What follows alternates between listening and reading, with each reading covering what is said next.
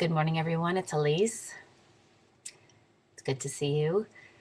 It's been 8 weeks since I last did a video blog, which was sad. Um, Today, I just want to bring you up to speed a little bit on what's going on. Well, we're not going to talk diet today because I don't really give a shit about that.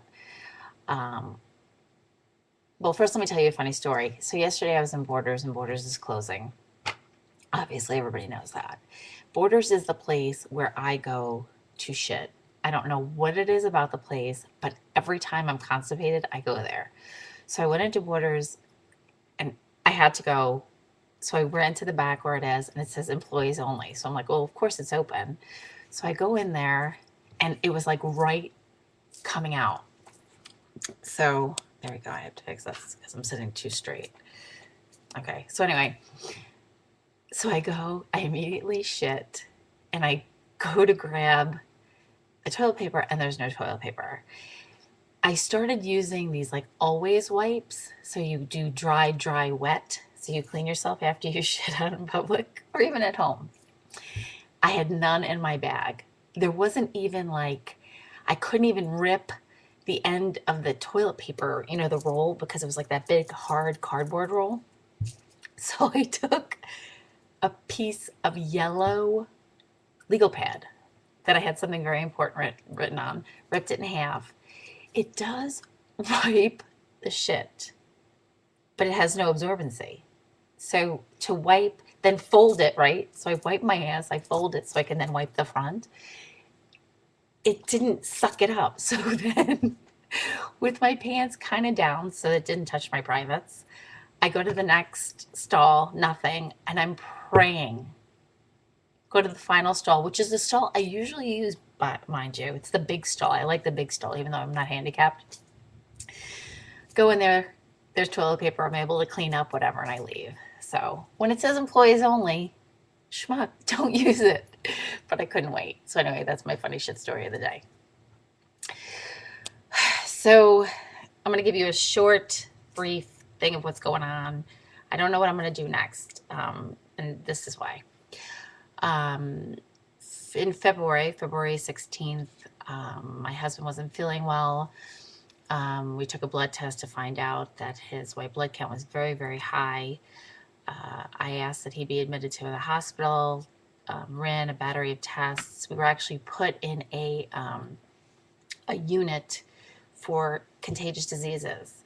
So, yeah, they brought him his dinner, but they put it outside 2 doors, so we never even knew it was there. So, if you ever have an infectious disease, have a loved one check and see where your meal is, because they're not going to deliver it to your house because they're too afraid. Didn't have a contagious disease. Turned out he has kidney cancer. We found out February 18th. It's very, very, very rare, very rare. We have seen the best specialists in the world. We've gone to 4 different big hospitals. They all concur with the pathology. He's always knew he was rare, but this affects, I don't know, maybe 100 people a year or something like that. So I did post during the initial phase of what was going on. I don't think I had my head really wrapped around what it meant. And then June came, and my husband is a very private person, so I'm not really sure how much information I'm going to post about his condition, out of respect of my husband and my children. That's not really what is most important. I think right now what is important is just how we're getting on and how we're coping and dealing. So June came, and there was some pretty devastating news about what was going on with him.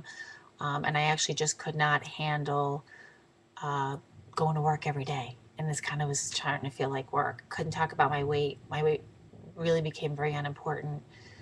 My children became my main focus, as they always are.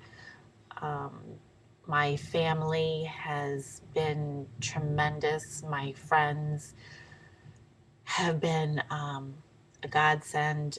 People have been, doing and helping for us. And so I kind of thought, I don't want to make this a Debbie Downer though. You know what I'm saying? I don't want my video blog to become, oh, my husband has cancer and, bleh. Um, so I'm not really sure where to go with it. I don't know. So I'm kind of at a loss. But I did want to bring you up to date. I am going to start posting again. I think it's just going to be a video blog about me. I don't know. I don't think I'm all that interesting, but people seem to be writing to me all the time. When are you going to start video blogging? So the my life continues. Um, we're still living. My kids are in school today. We are living every day in the present, trying not to forward think too much. It's hard. It's the fight of our lives, pretty much. It's incredible. Lots of tears, lots of hugs, lots of love, lots of laughter, which is allowed. You're allowed to laugh. Lots of Botox needed.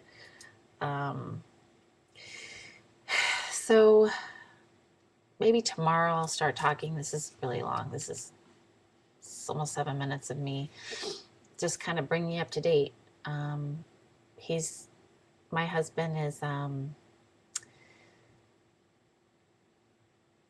courageous and strong,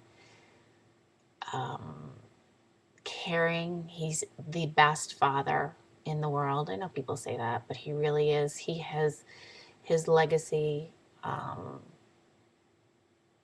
is proving through my children, who are beautiful, beautiful people. My my mother is staying with us because she's the best mother ever, and I don't know how long. Could be forever. So, and so my son said to her, there are some rules you're going to have to follow. Really? He's 9. So, I don't know. I don't know what I'm going to do. So you're going to have to wait and see. It's going to be shit stories, probably some sad stories, some sex stories. His sex drive, he says, is down. He talks about it every minute of every day. Not even kidding. I don't know. I thought that was one thing maybe we were going to fix. Because you know me. I'm like Kim Kardashian. I sleep through it. Anyway, so that's what I got. I know this is rambling because I really am not prepared. I didn't know what I was going to say, what I was going to talk about. So I missed you. This actually feels good for me to talk and talk about it out loud. So it's not a secret. That's all I got. Love you.